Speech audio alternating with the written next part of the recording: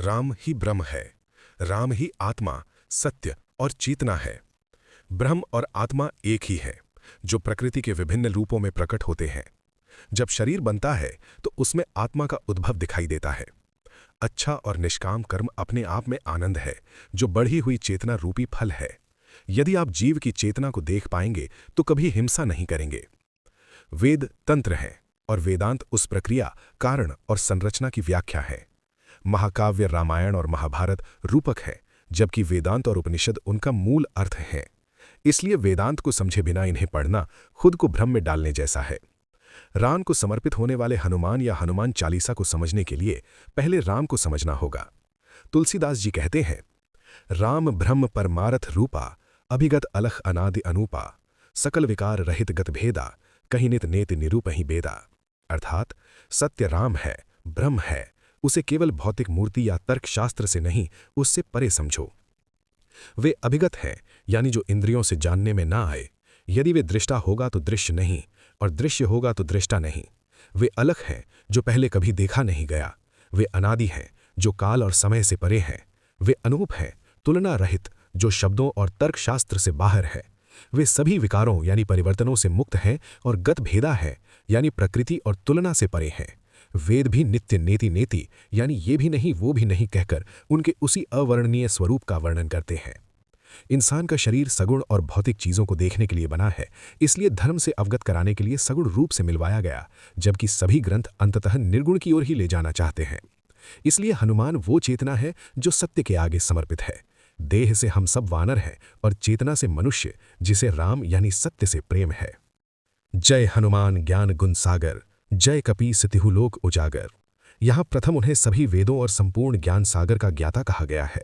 ज्ञान सीमित होता है, पर वे असीमित सागर है, यानी ज्ञान के भी परे जा चुके हैं। जय कपीस, हम सब वानर हैं, पर वे वानर श्रेष्ठ हैं, क्योंकि वे चेतन यानी हनुमान हैं, जो सत्य यानी राम को समर्पित हैं। उनके लिए तीनों लोक, जागृति, स्वप्न और सुषुप्ति उजागर हैं। रामदूत अतुलित बलधामा, अंजनी पुत्र पवन सुत नामा, विद्यावान गुणी अति चातुर, राम काज करिबे को आतुर। यह विद्या का अर्थ है ब्रह्म ज्ञान और अविद्या है भौतिक ज्ञान या माया। चातुर वो है जो माया और अहम को चलाना जानता हो। हनुमान वो चेतना है जो राम यानी सत्य का काम करने को सदैव उत्सुक है। विज्ञान के दृष्टिकोण से देखें तो जुग सहस्त्र योजन पर भानु, लीलियो ताहि मधुर फल जानू। यहाँ गणित को समझें। एक युग यानी 12,000 वर्ष गुणा 1 सहस्त्र यानी 1000 गुणा 1 योजन यानी 12.8 किलोमीटर प्रतिवर्ष। इनका कुल होता है 15 करोड़ 36 लाख किलोमीटर। पृथ्वी से ठीक इसी दूरी पर सूर्य यानी भानु है।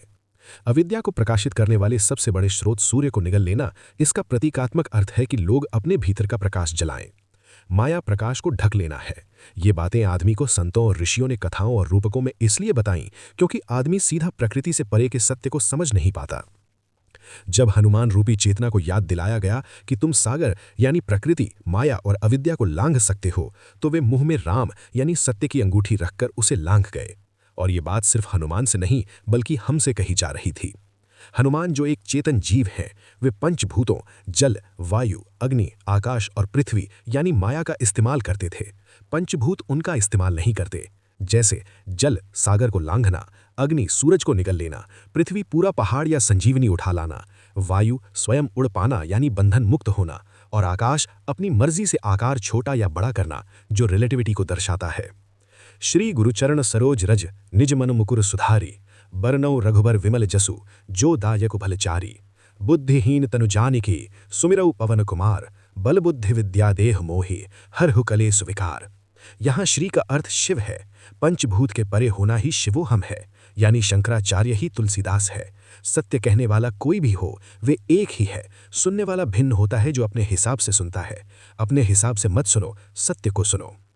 अविद्या हटने का अर्थ है, अगर आपको सभी ग्रंथ, गीता, अष्टावक्र गीता, निर्वाण षटकम, कुरान, बाइबल, बौद्ध ग्रंथ, रामायण और महाभारत एक दिखने लगे, तो आप विद्या यानी राम के करीब जा रहे हैं।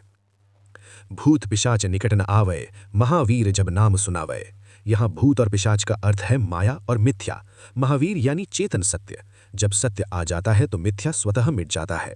जैसे एक ही सिक्के के दो पहलू, अगर हेड होगा तो टेल नहीं होगा, ये ऑटोमेटिक है। शास्त्रों में लिखी मानी जाने वाली परंपराएं, कर्मकांड, प्रथाएं और पाखंड, ये सब दूसरे चरित्रों जैसे अर्जुन, जो माया का प्रतीक है, उनके द्वारा बुलवाया गया। और इनका खंडन करने वाला कौन था? स्वयं कृष्ण, जो सत्य हैं। 9वीं और 19वीं शताब्दी के बीच भारत में कोई विश्वविद्यालय नहीं बना। तब इस कोर यानी मूल ज्ञान को बचाने वाले मुख्य रूप से कबीरदास जी और तुलसीदास जी जैसे लोग आए। और मनोरथ जो कोई लावे, सोई अमित जीवन फल पावे। यहां मनोरथ का अर्थ है सत्य ज्ञान। मृत्यु ही जीवन है, मिथ्या की मृत्यु। मिथ्या क्या है? अहम मिथ्या है। ये जान लेना ही अहम की मृत्यु है। अहम यानी मेरी मृत्यु, इसलिए मृत्यु ही असली जीवन है। तुलसी भरोसे राम के, निर्भय हो के सोए। अनहोनी होनी नहीं, होनी हो हस होए। तुम्हे भजन राम को पावे, जन्म जन्म के दुख बिसरावे। यहां दुख बिसरने का अर्थ है दुख और सुख, जो दोनों ही मिथ्या हैं, उन दोनों का खत्म हो जाना। जो सतबार पाठ कर कोई, छूट ही बंदी महासुख होए। यहां सत का मतलब संख्या नहीं, बल्कि मर्म का बार बार एहसास रखना है। अहम की प्रकृति ही अधूरा महसूस होना है। इससे कामना उत्पन्न होती है। कामना से पुनर्जन्म होते हैं। जैसे यदि प्रेम से अहम कुछ कामना करे और वो न मिले तो वो क्रोध के रूप में पुनर्जन्म लेता है, और ये चक्र हर तरह से चलता रहता है। अंत में कबीर साहिब राम यानी सत्य पर कहते हैं, 4 राम है जगत में, 3 राम व्यवहार। चौथा राम सो सार है, ताको करो विचार। एक राम दशरथ का बेटा यानी जो एक जीव है।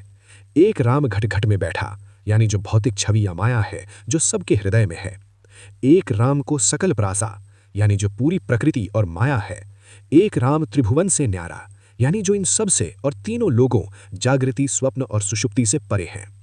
3 राम को सब कोई ध्यावे, चतुर्थ राम को मर्म न पावे। चौथा छाड़ जो पंचम ध्यावे, कह कबीर सो हमको पावे।